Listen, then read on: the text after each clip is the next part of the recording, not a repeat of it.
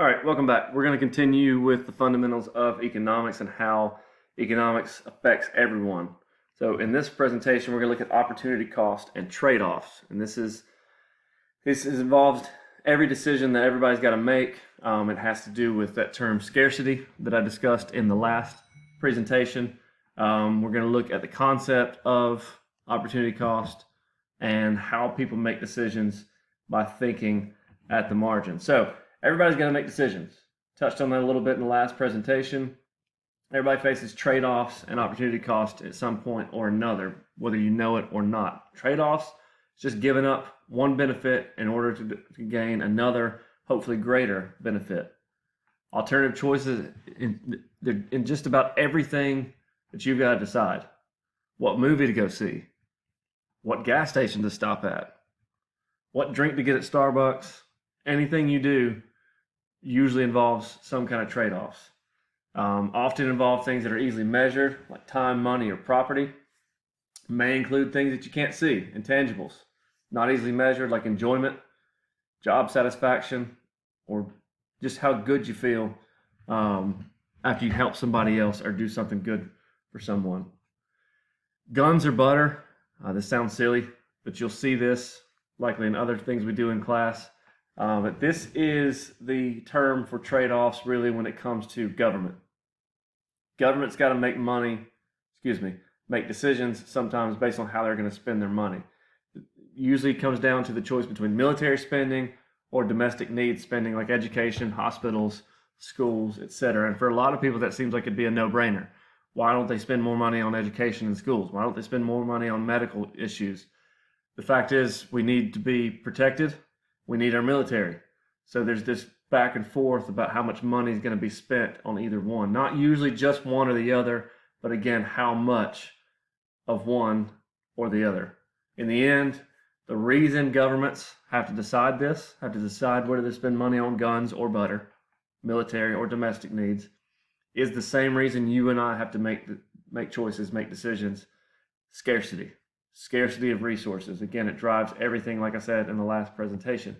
So when we make these choices and decide on these trade-offs, we're in essence rejecting the other alternatives. So the most desirable alternative that you give up as a result of a decision is called the opportunity cost.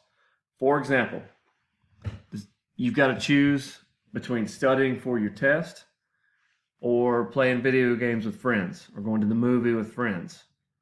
Binge watching a Netflix series, whether with yourself or with friends. You give up one to do the other. You may decide you're going to watch that Netflix series that you've been meaning to catch up on, or go to the movies or play the video games. So you don't study, you make a lower grade on your test. Or you decide to study, so you give up that free time. So you don't get the free time, but you make a higher grade on the test. Opportunity cost is fluid. It's got endless amounts of alternatives to go along with endless possibilities for choices. So therefore, the opportunity cost changes as well.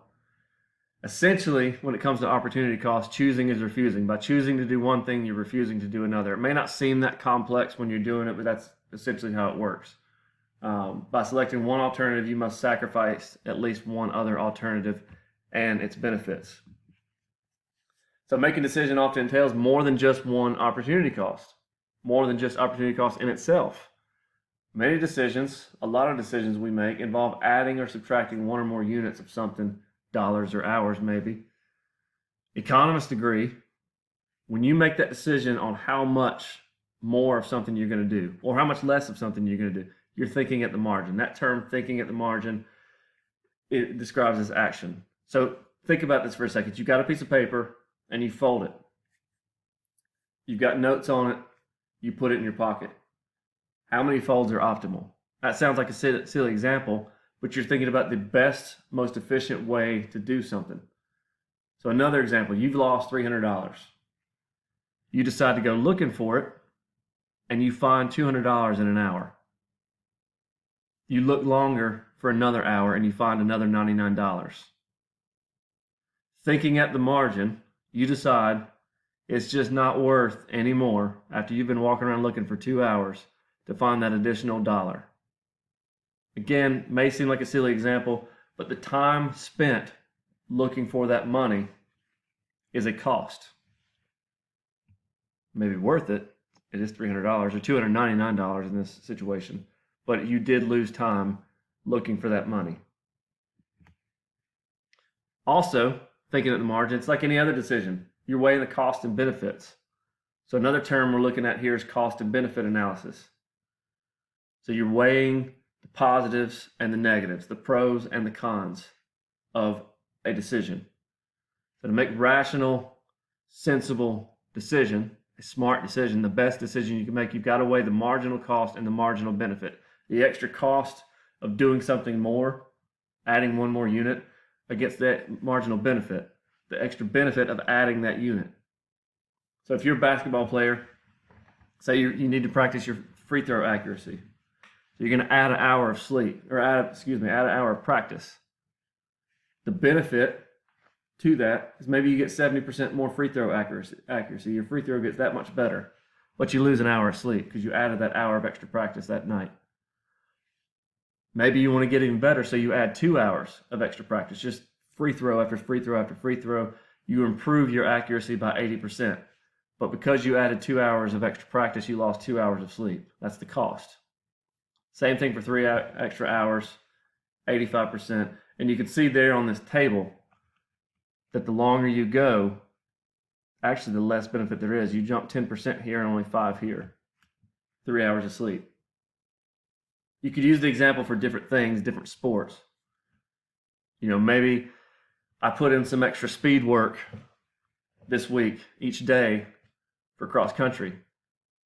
Every additional hour I put in, I lose an hour to do something else, whether it's sleep, spend time with my family, hang out with friends, whatever it is.